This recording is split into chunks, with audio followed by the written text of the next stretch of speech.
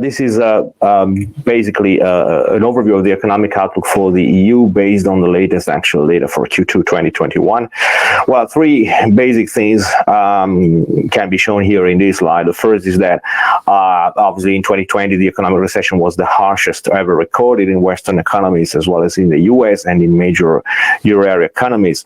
Then up to Q2 2021, all Western economies are back in track, let's say, along back to growth along economic recovery, although albeit at different speed.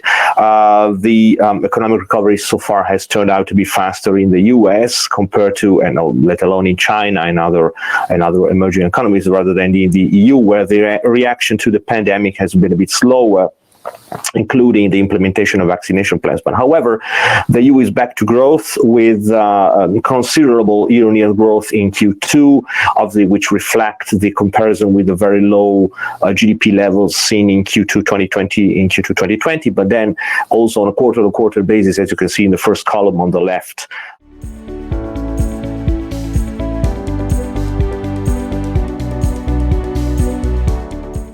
Just one example. Only in the stainless steel production process, between 30 and 70 kilos of dust or fine waste is generated per ton of stainless steel that is being produced. So as we've just heard a lot about the steel production, even though those are hard times, the numbers need to be looked at, and we are looking at a huge amount of, for instance, pickling sludges. There's an estimate of 2.5 million tons each year worldwide of those pickling sludges containing, for instance, nickel or chrome as valuable metals and residues that today are mostly being lost because they're brought to landfills, and that is why byproducts present a big potential on our way to greener steel.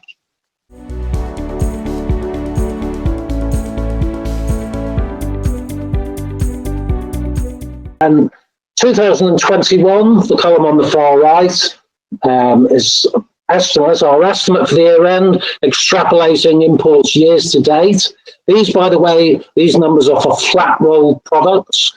They don't include long products. But looks like the year is going to end at somewhere under 19 million tons, where it last was in 2018. What's the reason for that? Confidence, I suppose.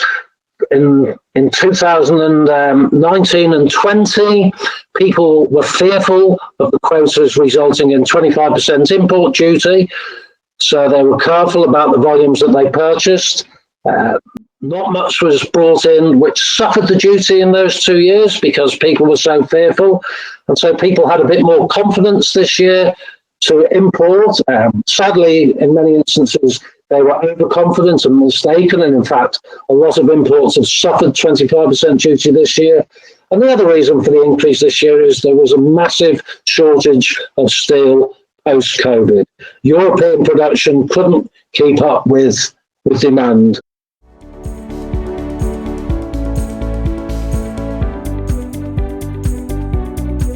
Well, we see that, out of these 4 million tons needed last year, or let's say almost 3 million tons needed in this first 7 months of 2021, which was a record period for Europe. In fact, Europe has been becoming much more aggressively pursuing the import of scraps in these first 7 months due to the recovery from the pandemic and the much higher utilization of EAFs, which have been very aggressively pursuing the scrap. Only 15% has been imported outside of the EU. This due to the fact that the big chunk of material was already available inside Europe.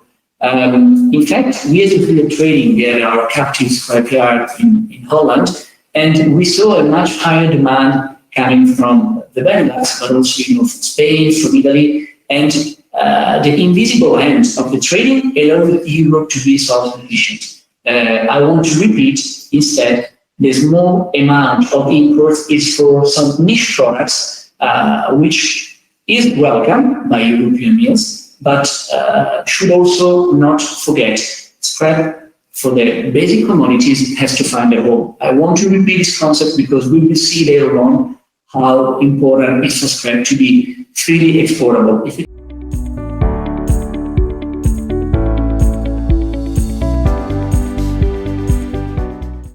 All roads lead to China in steel today, and if China cuts its steel production like it says it's going to, they will be importing pig iron. They'll also be importing semis. They're going to export less. That's going to create demand for Turkish product. It's going to increase demand for scrap, and the price of scrap will go up. And I think that's going to happen, but it may take a little time. So if you ask specifically about October, I don't see much movement from current price levels. You know, it's dropping a bit at the moment after the recent buying splurge. I think when the Turks come to the market, you know, they've got a herd philosophy where they wait out of the market, and the suppliers slowly lose their nerve and drop their trousers, and then the Turks will dive in when they've got their firm offers, buy everything, the price inches up, and then they pull out of the market again. We're in a soft phase at the moment, and it might come back a little bit. But in the short term, I don't see much movement. In the medium term, all roads lead to China for everything.